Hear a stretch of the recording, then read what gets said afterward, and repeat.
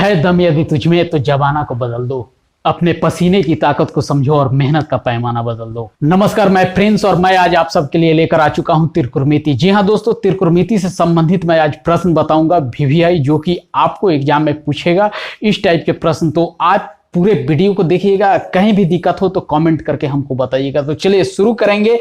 आज बेसिक भी देखेंगे, कुछ फार्मूला भी देखेंगे और क्वेश्चन भी देखेंगे। तो चलिए शुरू करते हैं और देखते हैं आगे। तो चलिए हम त्रिकोणमिति की शुरुआत कर रहे हैं और त्रिकोणमिति में पहले हम कुछ जानेंगे बेसिक चीज, क्योंकि बेसिक जान लेंगे, फार्मूला जान लेंगे और उसके कंसेप्ट के बारे में जान लेंगे तो चैप्टर बनाना हमारे लिए सहूलियत हो जाएगा। तो इसलिए हम पहले जानेंगे बेसिक। और यहाँ पे देखिए, आपको हम लिखे हैं त्रिकोणमिति, यानी कि त्रिकोणमिति। नाम से ही स्पष्ट क्लियर हो रहा है, जैसे कि यहाँ पे दिया गया है ट्री, यानी कि TRI ट्री। और यहाँ पे आपका देखिए ये अलग खंड में हो गया और यहाँ पे हो गया गोनो, यानी कि हमारा हो गया GONO गोनो। और ये लास्ट वाला पार्ट हमारा निकल के आ रहा है मेट्री, यानी कि METRY। अब देखिए कि ट्री का मतलब होता है 3। कितना होता है? 3, यानी कि यहाँ पे THREE। और गोनो का मतलब होता है आपका साइड। क्या होता है? साइड। और मेट्री का मतलब होता है मेट्रॉन। क्या होता है? मेट्रॉन। सबके बारे में हम बता रहे हैं, हिंदी में आपको एक एक करके बता रहे हैं। 3 का मतलब होता है आपका 3, और साइड का मतलब होता है जो साइड वाली भुजा हो, उसके बारे में आपको बताया जा रहा है। और मेट्रॉन का मतलब होता है मापना। यानी कि आपको ये क्लियर हो गया कि नाम से ही निकल के आ रहा है, 3 साइडों के मेजरमेंट को मिलाना, मापना इत्यादि को त्रिकोणमिति कहते हैं। ध्यान दीजिएगा फिर से, यहाँ पे ट्री मतलब 3, गोनो मतलब साइड और मेट्री मतलब मेट्रॉन, यानी कि 3 साइडों के मेजरमेंट को हम त्रिकोणमिति कहते हैं। तो आपका परिभाषा यहाँ पे निकल के आ गया है, तो ध्यान रखिएगा। लेकिन फिर भी एग्जाम में परिभाषा नहीं पूछा जाता है, लेकिन जानकारी के लिए ये जानना जरूरी है। अगर आप नहीं जानिएगा तो फिर दिक्कत होगा। अब देखिए, इसमें एक चीज और हम बता दें कि त्रिकोणमिति में हम लोग त्रिभुज के बारे में पढ़ते हैं, लेकिन इस त्रिभुज में हम लोग राइट एंगल यानी कि 90 डिग्री के कोण के बारे में पढ़ते हैं। 90 डिग्री यानी कि समकोण त्रिभुज के बारे में पढ़ते हैं। समकोण त्रिभुज यहाँ पे आपको देखिएगा, ये है आपका समकोण त्रिभुज। समकोण त्रिभुज किसे कहते हैं? तो जिसका एक कोण, ध्यान दीजिएगा, जिसका एक कोण 90 डिग्री हो उसे हम समकोण त्रिभुज कहते हैं। और जो बगल वाला यानी कि उसके अलावा जो 2 कोण हो वो आपका 90 डिग्री से कम का हो। अब यहाँ पे देखिए, ये वाला कोण यहाँ पे निकल के आ रहा है 90 डिग्री, और 90 डिग्री को हम लिख सकते हैं π/2। ध्यान दीजिएगा, π/2। पाई का मान आप पहले से जानते होंगे, जानकारी के लिए हम बता दें 22/7 या 3.147332 इत्यादि होता है, तो इसको भी याद रखना है। और पाई का ही मान होता है 180 डिग्री, इसको ध्यान रखिएगा। पाई का मान कितना होता है? 180 डिग्री। तो मैंने इसलिए लिखा है π/2, यानी कि 180 में जब आप 2 से डिवाइड कीजिएगा तो कट के कितना आ जाएगा, यानी कि इसको देखिए यहाँ पे 180/2। तो इसको जब हम भाग देंगे तो कितना हो गया? 90 डिग्री, यानी कि ये आ गया इसके बराबर, यानी कि ये 90 डिग्री निकल के आ गया। अब देखिए, आपको थोड़ा सा ध्यान देना है कि कहीं भी दिक्कत हो आप बिल्कुल संकोच मत कीजिएगा, तुरंत नीचे कमेंट कीजिएगा और कमेंट करके हमको बताइएगा। मुझे तुरंत कमेंट मिलेगा, मैं हर कमेंट का जवाब दूंगा और नेक्स्ट में हम आपके नेक्स्ट वीडियो में क्लियर करते जाएंगे। अब यहाँ पे देखिए, इसका नामकरण जो किया जाता है किसी, ये जरूरी नहीं है कि ए यहां लिखेंगे, यहां से भी स्टार्ट करते हैं ABC, आपकी मर्जी, आप जहां से भी कर सकें। नामकरण के लिए स्वतंत्र हैं A, B और C। अब देखिए, ये चीज जब क्लियर हो गया तो इसको हम हटा रहे हैं, क्योंकि थोड़ा क्लीन रहेगा तो आप अच्छा से समझ पाइएगा, तो इसलिए हम इसको हटा दे रहे हैं और यहां पे हम कर दे रहे हैं π/2।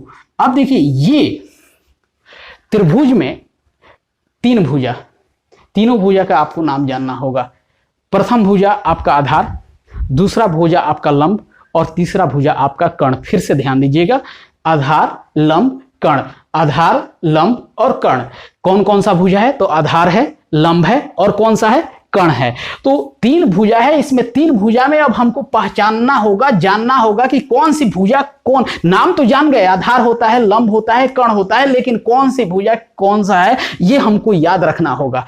देखिए, यहां पे आपको क्या होता है कि नीचे वाला भुजा, नीचे वाला हम नहीं कह सकते हैं, यानी कि ध्यान दीजिएगा, जो एंगल होता है, जिस एंगल से तुलना किया जाता है, जिस एंगल से तुलना, तो यहां पे एंगल सी यानी कि कोण सी, तो कोण सी से के सामने वाला भुजा, ध्यान दीजिएगा, अगर कोण सी के सामने वाला भुजा यानी कि लंब, लंब को हम सूचित करते हैं इंग्लिश में परपेंडिकुलर यानी कि पी से। हम आपको आसान बनाने के लिए इसको एल से भी सूचित कर रहे हैं कि आप आसानी से समझ जाइए। इसको लंब यानी कि हम इसको लंब से सूचित किए हैं। फिर से ध्यान दीजिएगा कि आपको एंगल यानी कि जिस एंगल के सामने वाला भुजा आपको वहां वाले भुजा को दिया जाता है, जिस एंगल से तुलना किया जाता है वो एंगल के सामने वाला भुजा आपका लंब कहलाता है।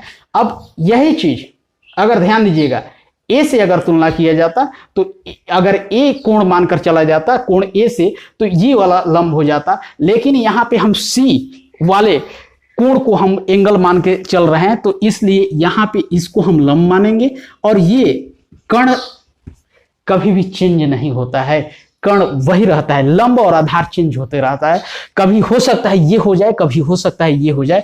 और जो नीचे वाला जस्ट उसके जस्ट बगल वाला भुजा होता है कर्ण यानी कि एंगल से सटे हुए भुजा, वो आपका हो जाता है आधार यानी कि बेस। तो इसको हम ए से सूचित कर रहे हैं आधार, या इंग्लिश में हम बोले तो इसको बेस बोला जाता है, और इंग्लिश में इसको बोले तो परपेंडिकुलर बोला जाता है, हिंदी में इसको लंब बोला जाता है, इसको इंग्लिश में हाइपोटेनस बोला जाता है या कर्ण बोला जाता है। तो इसको हम के से सूचित कर दे रहे हैं। इसमें एक फार्मूला निकल के आता है साइन थीटा, कोस थीटा और टेन थीटा इत्यादि का। तो इसके फार्मूला के बारे में हम डीपली पहले जानेंगे, फिर हम चैप्टर देखेंगे। तो आप पूरे वीडियो को देखते रहिए, कहीं भी दिक्कत हो तो कमेंट करते जाइएगा। तो चलिए पहले हम जान लेंगे कुछ फार्मूला, और फार्मूला जानने के बाद हम क्वेश्चन की शुरुआत करेंगे। लेकिन फार्मूला हम बेसिक देखेंगे और बिल्कुल ध्यान से देखिएगा, मैं ट्रिक से बताऊंगा, क्योंकि एक बार आप ध्यान से देख लीजिएगा तो टोटल फार्मूला आपको याद हो जाएगा। तो यहाँ पे आपको फार्मूला हम जो ले रहे हैं, आपको ध्यान देना है कि यहाँ पे 90 डिग्री का हम एक त्रिभुज ले लिए और इसको नामकरण ए, बी और सी कर दिए। इसमें देखिए आपको, जैसे कि कई बार आप इंग्लिश वाला शब्द भूल जाते हैं, इसलिए मैं हिंदी में भी एक बार चर्चा कर दे रहा हूं कि ये लंब को एल से और कर्ण को आपको के से और इसको आपको आधार को आपको हम ए से सूचित कर दे रहे हैं। या इसको अगर इंग्लिश में हम एक और त्रिभुज यहां बना दे रहे हैं, तो इसको हम क्या करेंगे, लंब को पी से यानी परपेंडिकुलर और एच को यानी कि हाइपोटेनस यानी कि कर्ण, और इसको आधार यानी नीचे वाले को बेस यानी कि आधार हम कर देंगे। ए, बी और सी हमने कर दिया। अब देखिए ये 90 डिग्री है और ये 90 डिग्री है, और इस एंगल को मानते हुए हम लोग किए हैं पी, एच और बी, तो ये 90 डिग्री है। अब देखिए यहाँ पे 90 डिग्री हमारा निकल गया। अब देखिए इस पे हम आपको हिंदी वाले मेथड से पहले बताते हैं। यहाँ पे लाल, एल ए एल, लाल अब बट्टा कक्का के ए, बस इस ट्रिक को आप याद रखिएगा, ये आपका ट्रिक है, ये ट्रिक है। इसी ट्रिक से आपका टोटल फार्मूला आ जाएगा लाल बटा कक्का। ध्यान दीजिएगा, लाल बटा कक्का यानी कि एल ए एल, इस 6 शब्द को आपको याद रखना है, लाल और एल ए एल और कक्का के ए। अब देखिए ये लाल बटा कक्का कैसे फार्मूला का निर्माण करेगा, तो हम यहाँ पे एक ही शब्द बैठा देंगे, जैसे कि एल बटा के यानी कि ये हो जाएगा आपका साइन थीटा, क्या होगा साइन थीटा। ए बटा के ये हो जाएगा आपका कोस थीटा, और एल बटा ई ये हो जाएगा आपका टेन थीटा। अब देखिए फिर से आपको ध्यान देना है कि ये एल बटा के क्या हुआ साइन थीटा, और ए बटा के क्या हुआ कोस थीटा, और एल बटा ये क्या हुआ टेन थीटा।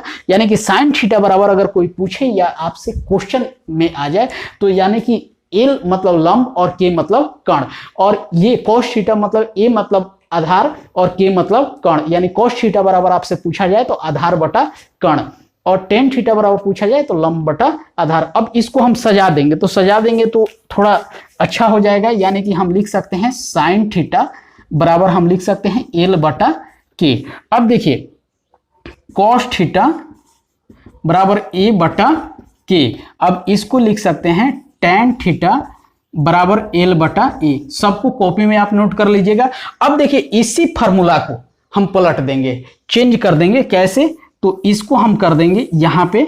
अब देखिए इसको लाल बटा कक्का कह रहे थे, अब कक्का बटा लाल क्या कहेंगे, कक्का बटा लाल, यानी कि के ए। अब बटा एल ए एल, बस कुछ नहीं किए हम, यानी कि नीचे वाले पार्ट को ऊपर और ऊपर वाले पार्ट को नीचे कर दिए, बस इतना ही। आप ध्यान दीजिए फिर से कि नीचे वाले पार्ट को मैंने उठाया और ऊपर कर दिया, और ऊपर वाले पार्ट को मैंने लाया और नीचे कर दिया, यानी के ए और फिर नीचे एल ए एल। अब यहाँ पे ये फॉर्मूला निकल के आ गया। अब यहाँ पे इसको भी आपको ध्यान देना है कि ये जो निकल के आ रहा है, ये आ रहा है कॉसेक थीटा, यहां पे सी रहेगा कॉसेक थीटा, और ये हो गया सेक थीटा। क्या हो गया? Sec theta. और ये हो गया आपका कॉट थीटा। तो दोस्तों यहां पे आपका 3 फार्मूला फिर निकल के आ गया, 3 पहले निकल के आ गया है। कॉसेक थीटा, कॉसेक मतलब के बटा एल, और सेक थीटा बराबर के बटा ए, और कॉट थीटा बराबर ए बटा एल। तो इसको भी हम यहाँ पे सजा लेंगे और सजा के अच्छा से लिख लेंगे। और ये आप 6 फार्मूला को याद कर लीजिएगा, और नेक्स्ट क्लास में हम आपसे पूछेंगे कि आपने जब लाइव चलाएंगे तो उसमें कि आपने याद किया है कि नहीं किया है, तो आप बताइएगा हमें। और यहाँ पे देखिए कॉसेक थीटा हम लिखेंगे, कॉसेक थीटा बराबर के बटा एल, और सेक थीटा बराबर के बटा ए सेक थीटा, और यहाँ पे है आपको कॉट थीटा बराबर ए बटा एल।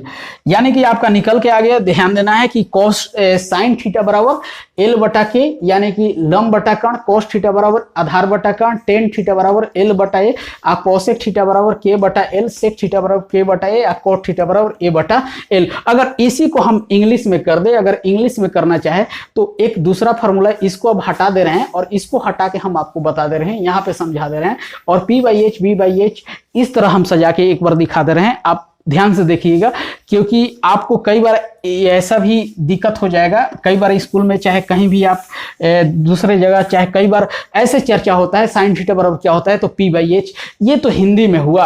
अब देखिए इस वाले फॉर्मूला के अनुसार हम क्या करेंगे, पंडित भोला प्रसाद, या हम कह सकते हैं पाकिस्तान भूखा प्यासा। ध्यान दीजिए ये अच्छा होगा, पाकिस्तान भूखा प्यासा और हिंदुस्तान हरा भरा, ये ट्रिक अच्छा बनता है ना जी।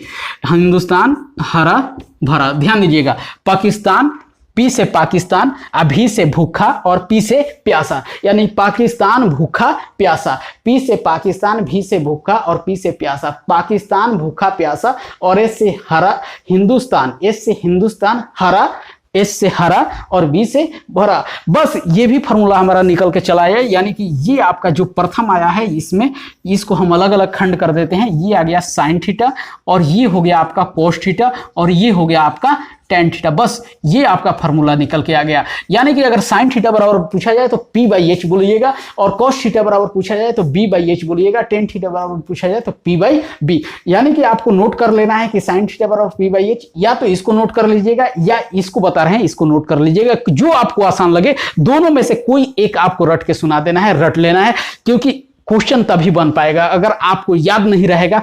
और ये चीज हम बता दें कि अभी जो पार्ट उठाए हैं एग्जाम के लिए बहुत ही महत्वपूर्ण है, और इससे संबंधित क्वेश्चन हर बार सबसे ज्यादा पूछा जाता है, तो इसलिए इसको ध्यान दीजिएगा। और इसको अब हम क्या करेंगे, अब पलट देंगे, हिंदुस्तान हरा भरा और पाकिस्तान भूखा प्यासा। ध्यान दीजिएगा, हिंदुस्तान हरा भरा, पाकिस्तान भूखा प्यासा। अब इसको हम फिर अलग अलग कर दिए, यानी कि हिंदुस्तान हरा भरा, पाकिस्तान भूखा प्यासा। इसको हम क्या करेंगे, तो ये हो गया हमारा निकल के आ गया कॉसेक थीटा, और ये हो गया सेक थीटा, और ये हो गया कॉट थीटा। बस आपका टोटल फार्मूला, आपका प्रथम जो इस टाइप के क्वेश्चन बनने वाला है उसका टोटल फार्मूला का निचोड़ यहाँ पे आपके सामने है। आप चाहे तो इसको याद कीजिएगा, आप चाहे तो इसको याद कीजिएगा। तो ये आपका फार्मूला 6 निकल के आ रहा है, और ये वीडियो काफ़ी लंबा हो जाएगा, इसलिए मैं इसमें क्वेश्चन नहीं बता रहा हूं, और नेक्स्ट सेकेंड वीडियो में मैं कुछ क्वेश्चन लेकर आऊँगा। आज का वीडियो इतना ही रहने देता हूं, इसको आप देखकर बताइएगा और कमेंट जरूर नीचे कीजिएगा। और चैनल को सब्सक्राइब नहीं किए हैं तो चैनल को सब्सक्राइब कर लीजिएगा, ताकि जो भी मैं वीडियो बनाऊँ इससे संबंधित वो आप तक निश्चित रूप से पहुँच पाए। तो मिलते हैं हम एक नेक्स्ट वीडियो में, तब तक के लिए जय हिंद, वंदे मातरम।